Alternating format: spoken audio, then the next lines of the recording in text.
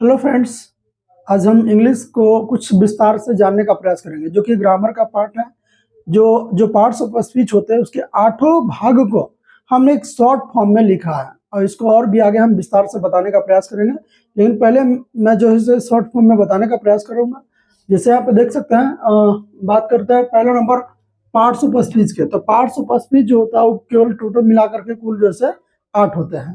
तो उसमें 8 में से हम एक एक करके सबको शॉर्ट फॉर्म डिफिनेशन और प्लस में उसका एक एक दो एग्जाम्पल के साथ हम इस चीज को पूरा करने का प्रयास करेंगे। जैसे यहाँ पे देख सकते हैं, यहाँ पे लिखा नाउन।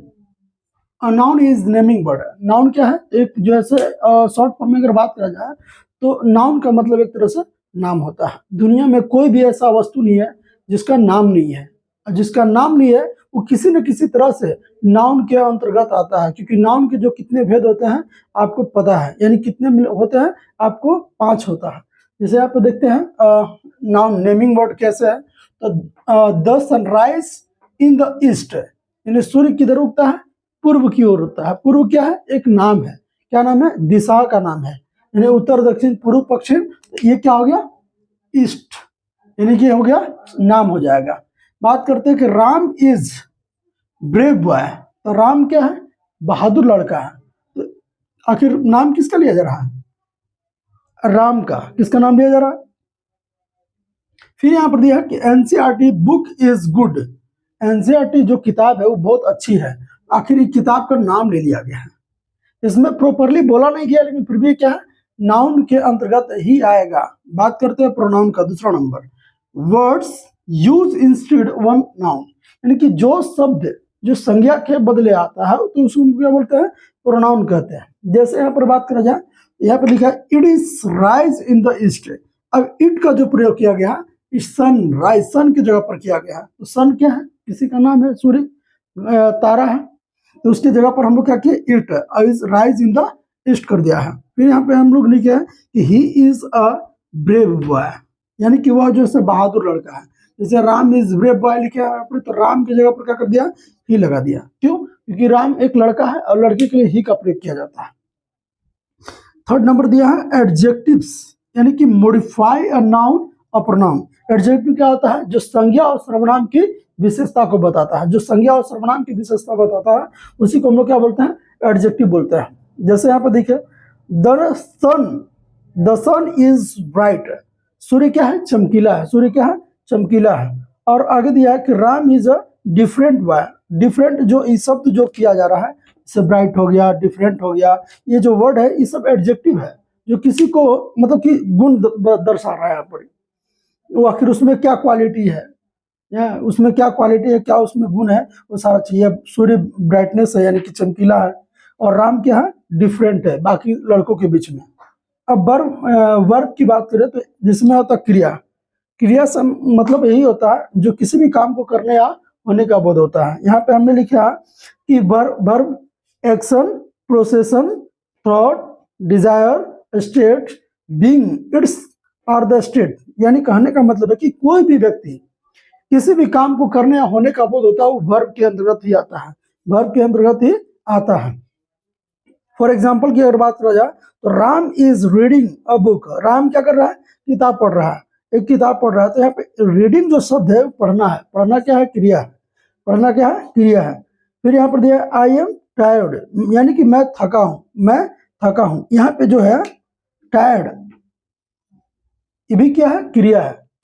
नेक्स्ट आगे बात करते हैं एडवर्ब का। किसका बात करते हैं? एडवर्ब का। एडवर्ब मतलब होता है क्रिया विशेषण। क्रिया विशेषण का मतलब होता है कोई भी काम व्यक्ति करता है तो उस काम में काम की विशेषता को बताया जाता है। फॉर एग्जाम्पल की अगर बात करा जाए, या फिर पहले यहाँ पर दिया कि modify a verb an adjective and another verb, यानी कि ही सॉल्व्ड द सम क्विकली, यानी कि कोई भी व्यक्ति जोड़ बनाता है तो कोई जल्दी जल्दी बनाता है, यानी कि जल्दीबाजी में बना देता है, और कोई किसी को बनाने में टाइम लगता है। तो सम क्विकली का मतलब होगा कि वो जल्दी काम को तो करता है पर वो काम जो है जल्दी करता है। तो ऐसी स्थिति में क्या होगा? सम क्विकली बोल सकते हैं। फिर यहाँ पर कि आई एम वेरी टायर्ड, मैं थका तो हूं पर मैं बहुत थका हूं। मैंने थकावट जो है बहुत ही ज्यादा है, इसलिए यहाँ पे क्या किया गया? आई एम वेरी टायर्ड लिखा गया। नेक्स्ट दिया है कंजक्शन, जिसमें दो वर्डों को जोड़ा जाता है या दो सेंटेंसों को जोड़ा जाता है। जैसे यहाँ पे Ram is smart and the clever. Ram क्या है? स्मार्ट भी है और क्लीवर भी है, चालाक भी है। फिर दिया है कि राम एंड सोहन। राम, ये दो शब्द है, दोनों शब्दों के बीच हमने एंड का प्रयोग किया है और एंड जो है कंजक्शन में आता है। तो Ram and Sohan is good human, अच्छा मानव है। फिर यहाँ पर दिया है प्रीपोजिशन। प्रीपोजिशन में क्या होता है कि states relation of the noun with the other words, यानी कि क्या करता है ना कि किसी एक शब्द किसी दूसरे शब्द को जोड़ने का काम करता है। जैसे यहाँ पर दिया है ही जंप्ड इनटू द वेल, यानी कि क्या करता है? जंप। ये वेल मतलब क्या होता है? कुआं। यानी कि वो क्या करता है? कुएं में जंप कर जाता है। वह क्या करता है? कुएं में जंप कर जाता है। यहाँ पर देखो there are 20 student in the class, यानी उसकी क्लास में कितने बच्चे हैं? 20, यानी कि 20 स्टूडेंट है जो उसके क्लास में हैं। अब यहाँ पे दिया इंटरजेक्शन, यानी कि एक्सप्रेस सडनली फीलिंग, जैसे मान कि कोई भी व्यक्ति और कोई बात बोलता है तो अचानक मतलब कि अचानक चौंक जाता है, तो ऐसी स्थिति में क्या करते हैं? अरे वाह, या फिर हुर्रा, या फिर और भी, या खुशी या दुख को दर्शाने के लिए हम लोग जैसे इंटरजेक्शन शब्दों का प्रयोग करते हैं। जैसे इसमें एक और होता है एक्सक्लेमेटरी, जो हम की आगे बताएंगे।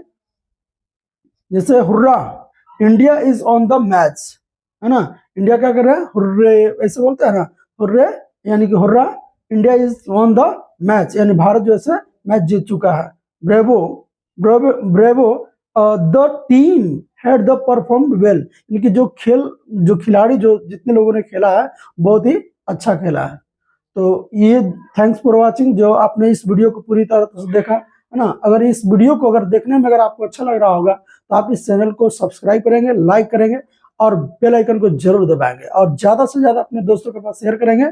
और मैं आशा करता हूँ कि यह वीडियो आपको अच्छी लगी होगी, और नहीं अगर लगी है तो आप हमें कमेंट में जरूर बताएं कि क्या कमी रह गई है, मैं उसे फिर से सुधार करने का प्रयास करूँगा। तब तक के लिए मैं मेरे तरफ से बहुत बहुत धन्यवाद। Thank you.